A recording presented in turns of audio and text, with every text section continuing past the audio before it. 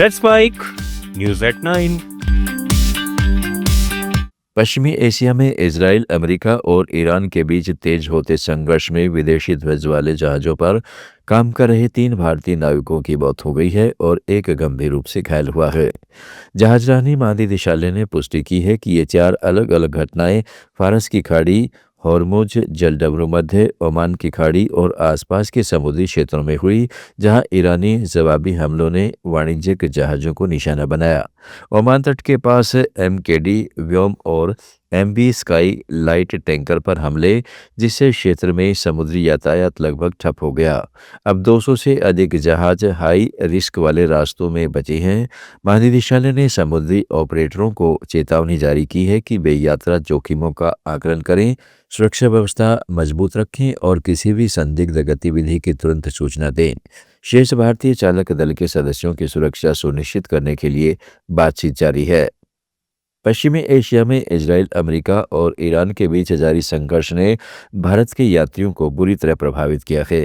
खाड़ी क्षेत्र के एयर स्पेस बंद होने से लंदन से मुंबई का एक तरफा बिजनेस क्लास किराया सामान्य 2.25 लाख रुपए से बढ़कर 9 लाख रुपए तक पहुंच गया है। इकोनॉमी क्लास 20 से 40 हजार के बजाय 3 लाख तक बिक रहा है। एयरलाइंस के मुताबिक रूट लंबे होने, ईंधन खर्च बढ़ने और मांग आपूर्ति के गैप से यह उछाल आया है। सोमवार को 700 से अधिक और मंगलवार को दिल्ली, मुंबई, बेंगलुरु व चेन्नई एयरपोर्ट्स पर 250 से ज़्यादा अंतर्राष्ट्रीय उड़ानें रद्द हो चुकी हैं, जिसमें एयर इंडिया और इंडिगो सबसे ज़्यादा प्रभावित है। एतिहाद और एमिरेट्स ने अब सीमित राहत उड़ानें चालू की हैं। इंडिगो ने जेदा से विशेष फ्लाइट्स का प्लान किया है ताकि फंसे भारतीयों को घर लाया जा सके, लेकिन रद्द टिकटों का रिफंड और कस्टमर केयर में अभी भी भारी परेशानी बनी हुई है। यात्रा विशेषज्ञ सलाह दे रहे हैं कि यूरोप या खाड़ी की गैर जरूरी यात्रा कम से कम 1 महीने टाल दें, जब तक स्थिति सामान्य नहीं हो जाती। कतर की राजधानी दोहा में बढ़ते क्षेत्रीय तनाव के बीच भारतीय दूतावास ने भारतीय समुदाय के लिए महत्वपूर्ण एडवाइजरी जारी की है। दूतावास ने एक्स पर लिखा है कि कतर का एयर स्पेस बंद है, जिसके चलते हमाद इंटरनेशनल एयरपोर्ट पर सभी उड़ानें स्थगित कर दी गई हैं। भारतीय नागरिकों से अपील की जाती है कि वे कतर के अधिकारियों द्वारा ऑफिशियल चैनलों के माध्यम से जारी की गई खबरों और गाइडलाइंस का सख्ती से पालन करें। केवल वेरीफाइड और आधिकारिक जानकारी पर ही भरोसा किया जाए। दूतावास ने सलाह दी है कि बहुत जरूरी होने पर ही बाहर निकलें और सभी निर्देशों का पालन करें। अमेरिकी राष्ट्रपति डोनाल्ड ट्रंप ने सोशल मीडिया पर कहा है कि अगर मैंने ओबामा की भयानक ईरान न्यूक्लियर डील को खत्म नहीं किया होता तो ईरान के पास 3 साल पहले ही परमाणु हथियार होता।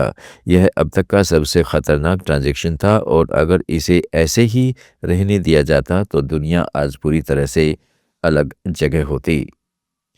अफगानिस्तान और पाकिस्तान के बीच डूरंड लाइन पर जारी संघर्ष 5वें दिन प्रवेश कर चुका है, जहां तालिबान ने पाकिस्तानी सैन्य पोस्टों पर बड़े पैमाने पर जवाबी हमले किए हैं और कंधार के स्पिन बोल्डक तथा शोराबक जिलों में कई पोस्ट पर कब्जा करने का दावा किया है। उधर पाकिस्तान ने ऑपरेशन गजब लिल हक के तहत काबुल, कंधार और पूर्वी प्रांतों पर हवाई हमले तेज किए हैं। दोनों पक्षों ने सैकड़ों मौतों और घायलों के दावे किए हैं। तालिबान ने 100 से अधिक पाकिस्तानी सैनिकों के मारे जाने का, जबकि पाकिस्तान ने 400 से अधिक तालिबान लड़ाकों के हताहत होने का ऐलान किया है। हालांकि इसकी पुष्टि नहीं हो सकी है। यह संघर्ष तहरीक-ए-तालिबान पाकिस्तान के हमलों के जवाब में पाकिस्तान की शुरुआती एयर स्ट्राइक से भड़का, जिसके बाद दोनों देशों ने एक दूसरे के ठिकानों को निशाना बनाया। कतर और तुर्की जैसे देशों की मध्यस्थता के बावजूद कोई ठोस प्रगति नहीं हुई है। भारत ने पाकिस्तान के हमलों की कड़ी निंदा की है और अफगान क्षेत्रीय अखंडता का समर्थन किया है। नेपाल में 2 दिन बाद होने वाले आम चुनाव में नेपाली कांग्रेस के अध्यक्ष और प्रधानमंत्री पद के प्रमुख उम्मीदवार गगन थापा के लिए सर्लाही 4 संसदीय क्षेत्र से जीत आसान नहीं दिख रही है। वे पहाड़ी पृष्ठभूमि से आते हुए मधेश के इस कोर इलाके में पहली बार चुनाव लड़ रहे हैं। थापा ने यहां मैथिली और हिंदी समझने की बात कही, लेकिन भाषण मुख्य रूप से नेपाली में दिए। समाचारों में फिलहाल इतना ही। जुड़े रहिएगा लेट्स माइक के साथ।